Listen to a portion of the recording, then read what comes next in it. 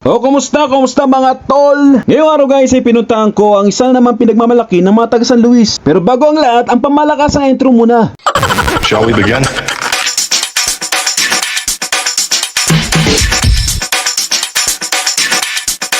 Let's begin now.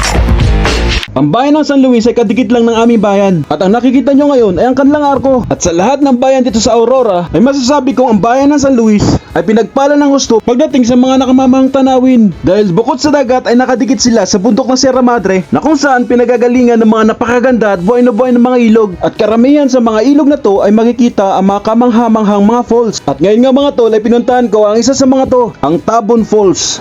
Kung sa Mario Baler kayo galing ay madadaanan ninyo itong mga napakagagandang mga punong ito. Ito lang naman ay mga puno na akasya na nagmistulang lilim sa kahabaan ng daan, na kung saan isa rin ito sa pinagmamalaki ng mga taga San Luis at kinagigiliwan ng ilang mga motoristang dumaraan dito.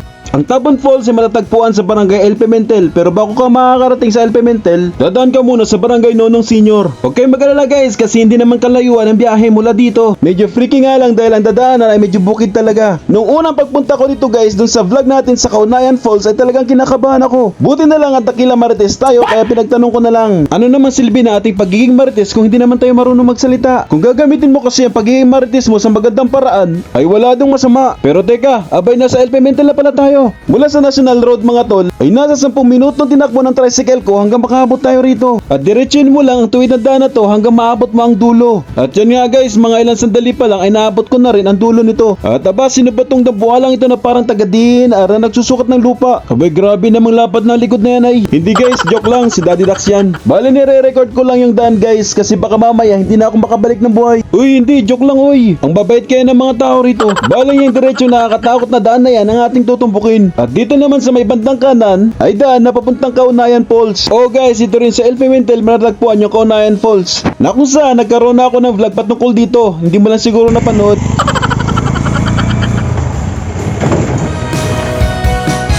O diba, nagtaka kayo kung anong klase ng pangbibideo ang ginawa ko diyan. Yung mga nakaka-relate ay sigurado mamangha sila. Pero siguro kung may nanonood sa akin na hindi na nakaka-relate ay isipin ako'y nababaliw na. O diba, ang hirap kaya maging vlogger na ikaw na lang lahat. Ikaw ng artista, videographer, editor, producer, manager, basta sa'yo na lahat. Kaya ba kaya naman San Luis kahit ayos-ayusin nyo lang tong daan ninyo para naman hindi nahihirapan tong mga sasakyan namin. Ang hirap kasi mag-promote ng isang lugar kung ang nakikita nila sa video ay mga daan na imposibleng pasukin ng mga sasakyan. Yun bang daan na mahirap talagang pagkatiwalaan? Abay para naman akong ghost hunter dito sa part na to. Kaya kung pupunta kayo rito, siguraduhin yung tamang sasakyan ang gamit nyo. Well, sa kasalukuyan guys, sa mga sasakyan na kaya lang pumasok dito ay mga motor at may mga sidecar. Tulad halimbawa ng aking tricycle na si Fortuner. Masikip kasi yung daan guys at mabato. Pero kung mahilig ka namang magpapawis o mag-trekking, abay lakarin mo na lang. Hindi rin naman kalayuan guys, siguro nasa 45 minutes kung lalakarin. Dito guys ay walang entrance fee. Pero dahil dadaan tayo sa isang pribadong lote, kailangan nating magbigay ng 10 piso lang naman. Hindi naman na siguro mabigat ang 10 piso dahil nandun na lahat. Parking, CR, o mga tol, sa sukal ng paligid ay pwede ka lang maghanap ng pwesto at tapos ang problema mo. At kung nagugutom ka, abay ang daming prutas sa paligid. O guys, pwede ka daw magbuko at kumuha ng mga prutas na gusto mo. Uy mga tol, joke lang yun ha, baka seryosohin nyo. Yung 10 piso lang ang binayad mo pero parang gusto mo na dyan tumira. Kaya tinanong ko si tatay kung para saan ba yung 10 piso. Sabi baga naman, para daw sa maintenance ng daan. Bali hindi ko na tinanong kung saan daan mga tol. Dahil baka mamaya sa 10 piso na nga lang ay hindi pa ako papasukin. Kaya tumingin na lang ako sa paligid baka mayroong ibang daan na ginagawa papunta ron. Ang kaso guys wala talaga. Tiwala na lang talaga at kunting dasal para hindi masira si Fortuner. Para tuloy naririnig ko yung tricycle ko na nakikiusap na wag na kami tumuloy.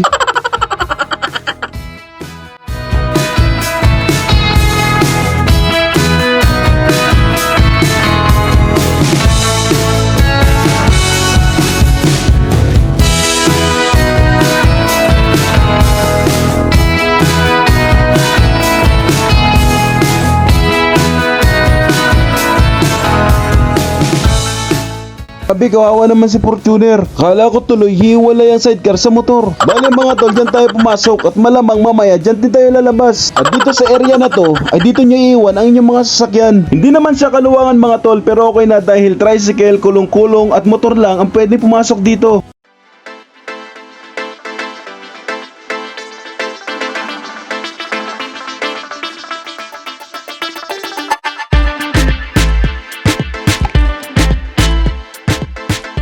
Pero bago mo iwan ang sakyan mo rito ay siguraduhin mong naipag-pray mo muna. Dahil walang ibang titingin dyan kundi si Lord lang. Kasi mga tol, walang mga gwardya o ibang mga taong pagkatiwalaan sa lugar. Ayon sa mga residente mula dito ay maglalakad ng mga nasa 30 minutos. Kaya naisip ko, ay ito na naman si lakad. Dito na lang yata ako. Total, ang ganda at ang linis na naman ng tubig dito. Oo guys, dito pa lang ma-amaze ka na. At grabe, sobrang lamig pa. O diba ang linis? Kung wala kang dalang inumin ay sobra-sobra na to para sa'yo. Sabi ko nga, mag-uwi kaya ako. Abay mas malinis pa to sa nawasa sa amin. At kung mahilig ka magkukuha ng mga larawan ng mga lagwar katulad nito, abay ano pang hinihintay nyo? I think this is a perfect place for you. Grabe, sa ganda ng tanawin, napa-English tuloy. Habang naglalakad ako, na-realize ko na yung mga residenteng tinanong ko kanina ay mga kabataan. So ibig sabihin, yung 30 minutos na lakarin para sa kanila, ay ano na lang sa akin. Bahala na nga. Buti lang talaga at nasa kondisyon na aking mga paa. Oh guys, kadalasan kasi hindi ako makalakad dahil sa gout. Pero ng mga oras na yan ay hindi ko talaga naramdaman na kahit konti. Ang naramdaman ko lang talaga ay ang bigat ng tiyan ko. Grabe, kailan kaya lalabas to? Tawa naman kayo. Aba, balang araw maanganak din ako. Pero ba't ganun, nagugutom na ako. Ang daan papunta doon mga tol ay okay din naman. Kung nakamotor ka at kaya mo itawid sa ilog, ay pwede rin naman dito. Pero sa tingin ko, mas nakaka-enjoy maglakad. Lalo na sa mga mahilig magkukuha ng larawan na pati galaw ng mga langgam ay hindi na pinalampas. At grabe, 30 minutes lang katatamaran pa maglakad. Hindi na bago sa akin ang paglalakad sa mga bukiri kagaya nito. Dahil your honor, lumaki ako sa farm. Nakalimutan ko na nga lang your honor kung saang farm yun. Napakalinis ng daan guys at talaga mabubusog ang mata mo sa mga magagandang views. Pero ba si cameraman may patagupang nalalaman. Oh, ito pa ang isa. Oh, ha? Abay kita ng singit. Grabe, ang sarap talaga maging vlogger. Very challenging. Yun bang ikaw na rin magpupwesto ng camera kung saan saan? Ang kaso, kung makakalimutin ka kagaya ko, hala, saan ko na nailagay yung camera ko? Malamang nagtataka kayo mga tol. Abay ang sipag naman ni cameraman kung saan saan nagpupwesto. Kung alam nyo lang kung anong klaseng pambibidyo ang ginawa ko diyan. Buti na lang walang ibang tao.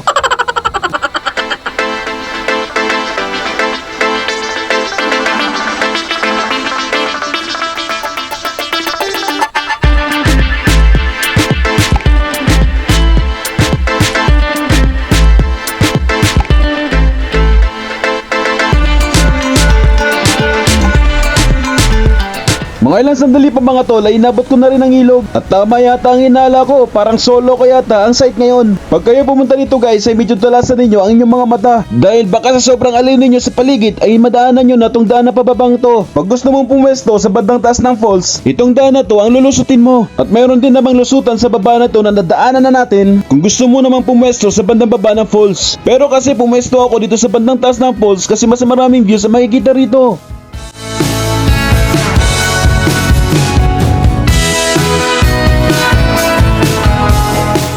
Wow, grabe, ganyan siya kaganda guys. Sobrang napakahiwaga ng lugar. Yun bang tipong ayaw mo na umuwi at gusto mo nang tumira dito? Maya-maya pa guys ay binati ako ng dalawang to. Pero bakit para nangingingit at nangaasar dahil wala akong kasama? At sila magpartner. Pagdating ko sa area guys ay agad naman ako nakita ng magandang pwesto. Dito sa malilim na may malaking bato ay halatang matagal na pinapwestohan ng mga sinaunang tao estay ng mga nauna rito. Grabe mga tol, kung napapansin nyo yung tubig, sobrang linis niya. Pati tinik ng isda nakikita na. Dalidak, sobrang naman kasi alingan yan. Hindi guys, pero talaga napakalinis ng tubig. Nakikita nyo naman, di ba? Kitang-kita mo talaga ng malinaw yung mga bato sa ilalim nito. Kayo mga mahilig mag-uubad sa ilalim ng tubig ay wag na wag yung gagawin dito. Dahil tiyak, hindi nyo yan may tatago. Sa sobrang saya ko guys, ay nagpasalamat ako sa Diyos sa pinakita niya sa akin ganda ng kalikasang ito. Sabi ko, Lord, salamat at para nakita ko na rin ang paraiso. Sa mga lugar na kagaya nito ay makikita mga karato lang tulad nito. Hindi po yan nilagay para palamuti lamang. At lalong-lalong hindi po yan nilagay para sa mga hayop at mga halaman. Pakiusap po iyan para sa mga tao. Kaya kung may dala tayong kalat, dalhin din natin to pauwi. Kaso guys, mali yata napwestuhan ng karato lang to. Gilid to ng ilog, hindi lansangan, uy.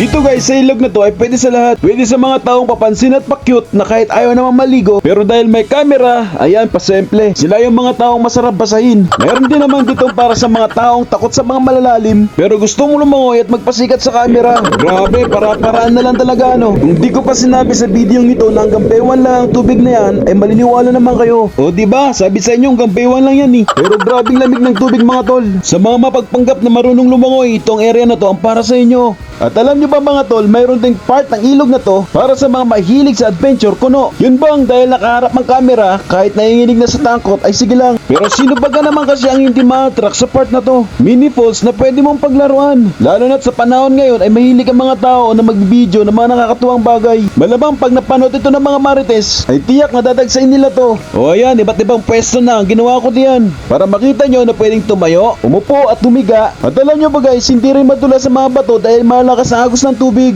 Pero guys, huwag nyo naman sana akong hanapan ng magandang pose kasi yun na yung the best eh.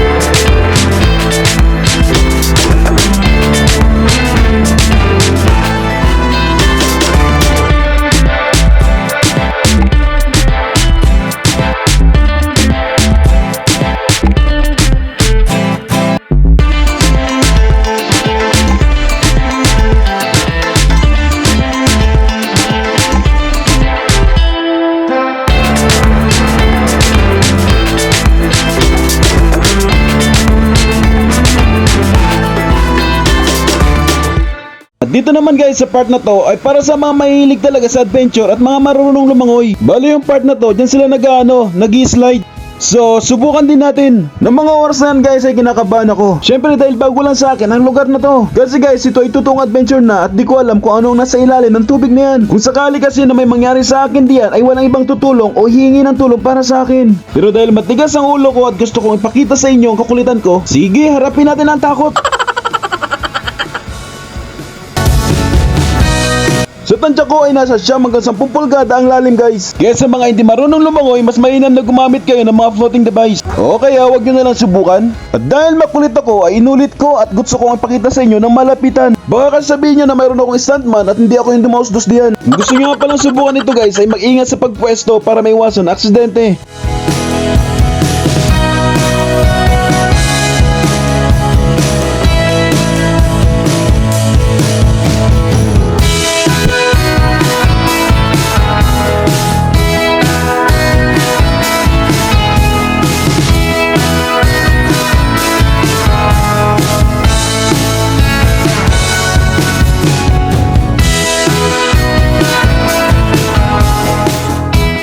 Grabe, akala ko di na ako lulutang. Pero guys, tignan nyo sa part na to, ang ganda ng view. Ano, inggit? Abay, sugot na!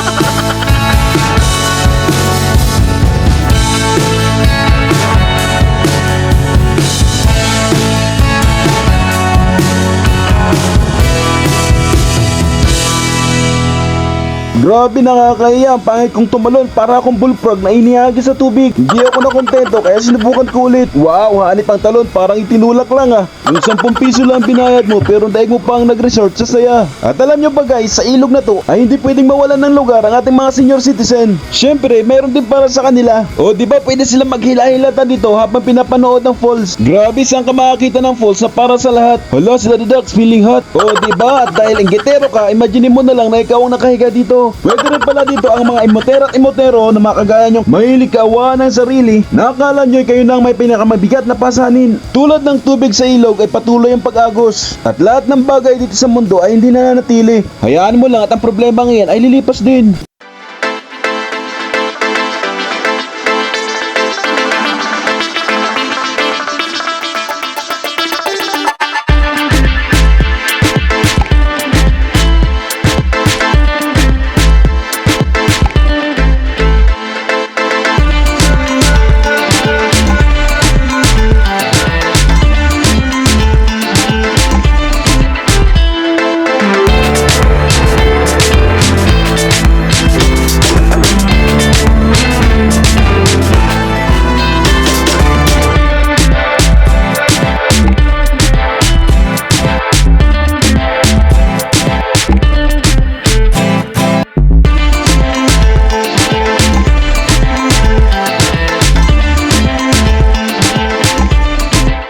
Grabe, hanggang ngayon ay hindi pa rin ako makapaniwala na narating ko rin ang lugar na to. Akala ko ay ordinaryong falls lang tong talon na to. Kumpara sa ibang falls na napuntahan ko ay ito ang pinakamaliit. Pero bagaman pinakamaliit ay dito naman sa lugar na to magandang dalhin ang buong pamilya. Pero teka, seryoso na to, nagugutom na talaga ako. Buti na lang talaga nakadaan tayo kanina bago tayo makyat dito. Oo guys, pagpunta nyo rito ay siguraduhin nyo na may dala kayong pagkain. Dahil wala talaga kayo mabibilan dito. Di bali na yung tubig at sigurado naman na hindi mo naman mauubos yung tubig sa ilog. Hindi, joke lang. Kung medyo maselan ka at ayaw man ng tubig sa ilog ay magdala ka ng sarili mong tubig. Sabihin nyo siguro, yak, Zadidax, ang cheap na merienda mo. Bakit? Ano bang gusto nyong dalhin ko dito? Lechon? Nandito ako para mag-vlog, hindi para mag-party. Okay na yan guys, basta may laman ng tiyan. Abay, diet din naman pag minsan.